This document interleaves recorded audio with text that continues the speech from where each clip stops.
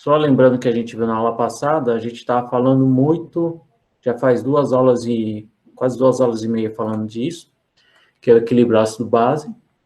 Tá, a teoria ácido-base que eu estou usando aqui é a Bronsted, tá? Então, a água está sendo a base, o ácido H tá, é o ácido, está formando o H3O+, que seria o ácido conjugado da base, e aí você está formando a base conjugada desse ácido aqui. A constante de equilíbrio em relação ao ácido é dada apenas pela concentração dos produtos, dividido pela concentração do ácido não dissociado. A água não entra na equação. E fazendo o menos log, você tem esse parâmetro aqui, que é o menos pK, é o pK, tá? pK, pessoal, lembre-se que sempre quanto mais negativo for o valor de pK, mais ácido vai ser o ácido em questão, tá? Então, quanto menor o valor de pKa, mais forte é o ácido. E a gente usa o menos log por questões de numéricas, né? Um parâmetro numérico mais fácil de comparar diferentes ácidos. E uma coisa que eu enfatizei bastante é a estabilidade da base conjugada, porque a estabilidade, dependendo do que for o X, quanto mais estável ele for, melhor vai ser mais deslocado na formação dos produtos, vai ser o equilíbrio.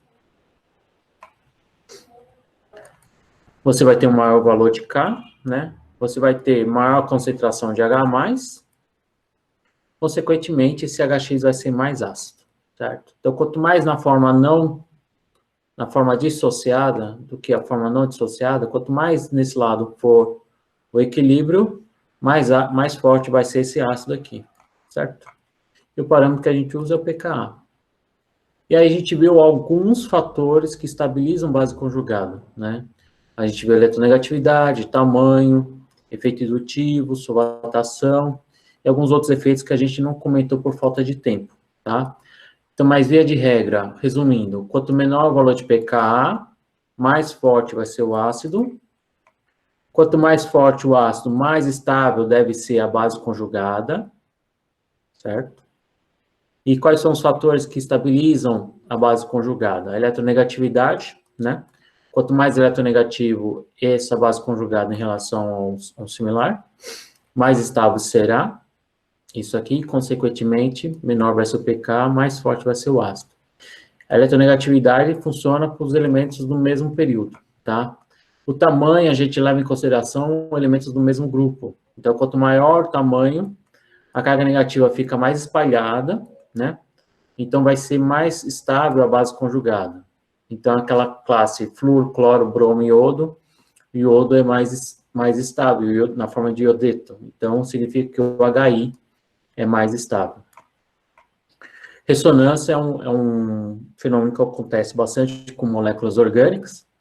É a deslocalização da carga, estabilizando a base conjugada. Então, quando você tem uma carbonila ligado a um carbono ligado a um oxigênio negativo, você pode ter pares de elétrons sendo usados para deslocalizar a carga negativa da base conjugada, né? Então, lembre-se do ácido acético, que é o principal exemplo que a gente usa para explicar o fenômeno de ressonância.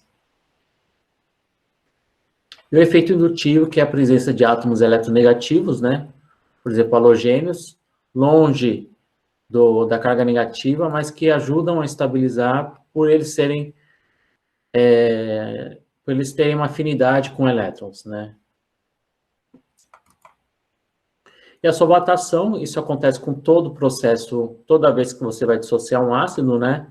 Você vai formar interações do tipo íon-solvente, e essas interações faz com que a energia disso aqui fique mais baixa, né? Então, essas cargas reativas vão fazer interações com moléculas solvente do tipo íon dipolo, e geralmente isso está atrelado principalmente se você tem grupos muito grandes ou muito pequenos, né? Isso a gente vê mais com compostos orgânicos, tá? O pH foi o último assunto da aula passada, justamente para explicar que pH é bastante usado para medir a acidez de qualquer solução, né? independente do ácido. Então, se você usar 0,1 mol por litro de HCl, você vai ter um pH 1, mas 0,1 mol por litro de ácido acético vai dar um pH muito, muito acima de 1, 3,7, por causa da força do ácido, certo? Então, o pK é característico de cada composto e o pH é característico de soluções, tá? Então, é apenas a concentração de H+ livre em uma solução, tá? Agora, o que faz comparar? Por que esse libera menos H+, e esse libera mais H+, é o pKa. Ok? Aqui são aquelas figuras de curiosidade, né, para mostrar os pHs de diferentes soluções. Suco gástrico, pH em torno de 1, suco de limão 2, Coca-Cola 3, água da chuva também é ácido, o leite é um pouquinho ácido, tem gente que acha que leite é básico, né, mas leite tem ácido lático, tem um pH perto de 7, fica entre 6 e 7, tá? E aqui tem as soluções mais básicas, né, que tem o pH acima de 7. Então, bicarbonato de sódio, água do mar, leite de magnésia, solução de amônia, solução de hidróxido de sódio, e assim vai, tá? Só para vocês terem uma ideia aqui. Bem, vamos rapidamente falar do assunto de hoje, que é a solução tampão. Solução tampão é um equilíbrio ácido-base contendo um íon comum. Então, ele é um tipo de efeito de íon comum que a gente viu lá, que vocês fizeram no exercício do iodeto de chumbo. É a mesma coisa, só que para ácido, tá? Então, aquela aura de que solução tampão é uma coisa difícil de entender, considere como um efeito de íon comum para ácidos, tá? Qual que é a função de soluções tampão?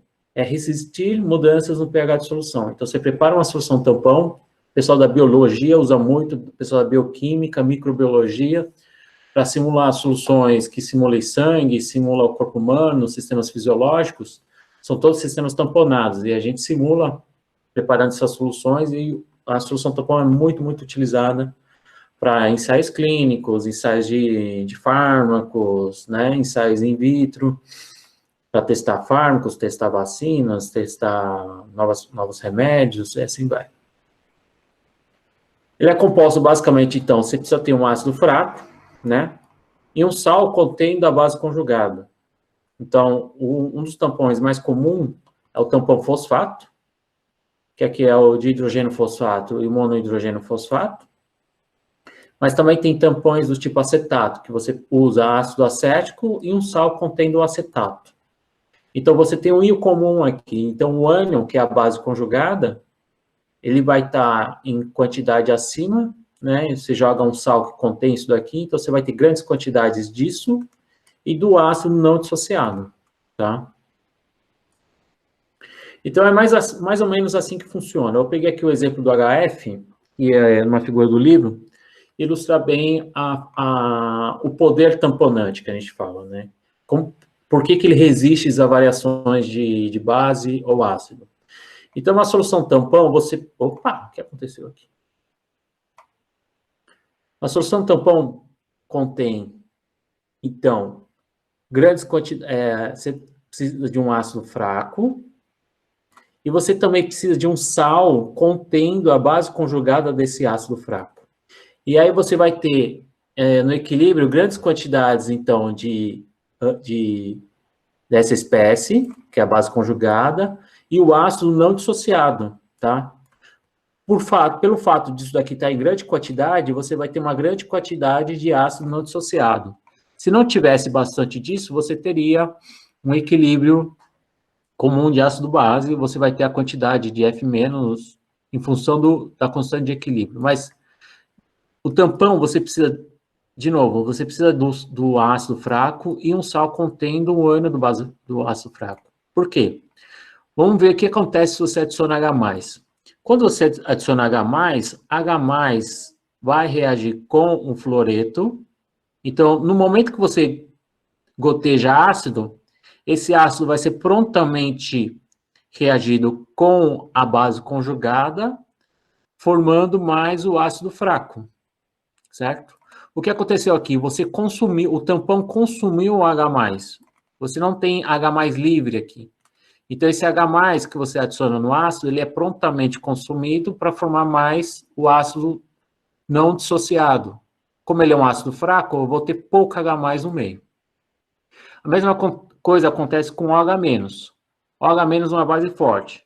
No momento que você joga na solução tampão, esse hidrogênio aqui, do HF, vai reagir com a hidroxila para formar água, certo? Então, no momento que você joga a base, ele é prontamente consumido pelo hidrogênio do ácido não dissociado, para formar água e mais fluoreto. Você vai aumentar a concentração de fluoreto aqui, depois que você joga a base. Entenderam mais ou menos a diferença? A função do tampão? Então, a capacidade do tampão é resistir às mudanças da adição de ácido e de base. É óbvio que com o passar do tempo, você vai diminuindo a concentração. Por exemplo, se você vai jogando ácido, joga ácido, joga ácido, joga ácido, você vai diminuindo isso, vai formando muito HF, chega um momento que a gente estoura o tampão que a gente fala, e aí você vai começar a aumentar, aí sim não vai ter mais a capacidade tamponante, e você vai começar a ter H+ no meio, e aí o pH vai começar a diminuir, né? A mesma coisa serve para base. Vai adicionando base, chega um momento que a capacidade tamponante acaba, e aí você começa a ter OH- livre na solução, e aí você vai ter um aumento do pH, tá? Então, toda solução tampão contém uma mistura de um ácido fraco e um sal contém da base conjugada. Por exemplo, ácido acético e acetato de sódio. Por que precisa de acetato de sódio? Porque o acetato do acetato de sódio, ele é muito solúvel, ele vai estar nessa forma aqui. E o ácido acético vai ficar nessa forma aqui. Então, você vai ter misturas do ácido não dissociado com a sua base conjugada. Tá? Eu acredito que alguns de vocês que teve um curso bom de química no ensino médio devem ter deparado com essa equação aqui, que é difícil de decorar, né? Que é a equação de Henderson-Hasselbalch. A gente utiliza essa equação aqui quando você trabalha com soluções tampão, tá?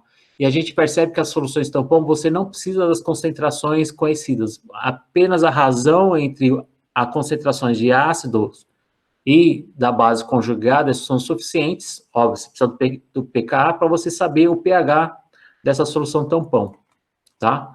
Não precisa decorar, pessoal, nem essa equação e nem essa daqui, que é simplesmente a inversa dessa, né? É a mesma equação. Essas duas equações, elas são facilmente deduzidas pela constante de equilíbrio em relação ao ácido, tá? Se você pega aquela equação da constante de equilíbrio em relação ao ácido, isola a concentração de H+, e faz menos log dos dois lados, você vai cair na equação de Henderson-Hasselbalch, pessoal. Então, vocês não precisam decorar, tá? Eu até evito decorar para vocês não se confundirem o sinal de mais com menos, e sempre dá confusão se é ácido em cima e a base conjugada embaixo, ou é a base conjugada em cima e o ácido embaixo, tá? Então, dá para vocês deduzirem essas duas fórmulas pela constante, pela equação de equilíbrio, tá?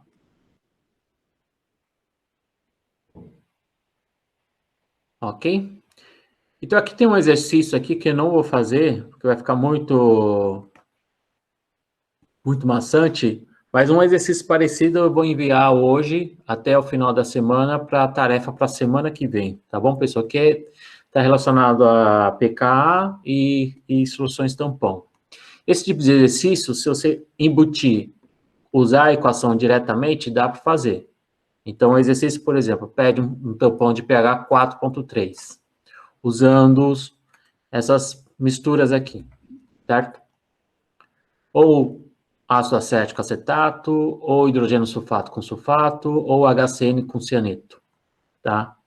E aí você vai saber, uma vez que você tem o pKa, que são aqueles dados que eu vi, que a gente deu lá atrás, e o pH que você quer, você vai saber a proporção entre a base conjugada e o ácido que são necessários para preparar esses tampões, tá? Então, soluções tampão, as concentrações do ácido e da base conjugada não são importantes para o valor de pH, tá? O que importa é a razão entre os números de mols de cada um, ou seja, a razão entre as concentrações dos dois, tá? Então, você tem tampões de... Se você tem uma razão, por exemplo, 1 para 2, ou 0,1 para 0,2, não vai fazer diferença. Então, o que vai mudar um pouquinho é o poder tamponante, tá? Mas o pH do tampão vai ser o mesmo. Então, você pode pegar um pH de tampão acetato, usando 1 mol por litro de acetato e 2 mols por litro de ácido acético, ou 0,1 mol de acetato e 0,2 mols de ácido acético, que vai dar a mesma coisa, tá? Então, para vocês entenderem, o poder tamponante é só pensar naquela figura que eu mostrei lá atrás, quando você tem um tampão acetato ou ácido, um tampão acetato, né? A adição de H+, o que vai acontecer? Nesse tampão você tem essas duas espécies. A adição de H+, ele vai reagir prontamente com acetato para levar ácido acético e água. Por que vai levar para cá? A constante de equilíbrio, nesse sentido, é esse valor, certo? Quer dizer, nesse sentido, é esse valor.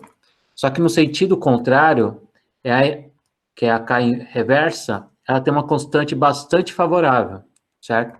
Então, o que significa? Que a constante de equilíbrio aqui está deslocada na direção dos reagentes. Por isso que no tampão, a adição de ácido a mais vai reagir prontamente com isso daqui e o equilíbrio é favorecido para cá. Então, a adição disso aqui vai deslocar o equilíbrio para cá e você não vai ter H+ no meio que vai capaz de alterar o valor de pH, tá? Então, como a constante da reação reversa é muito grande, qualquer H+ que você adicionar vai reagir direto com acetato e levar para cá, tá? A adição de base é o mesmo princípio, pessoal.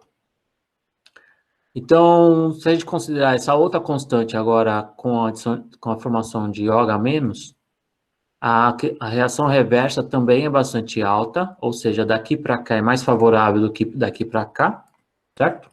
Porque a constante é muito baixa, né?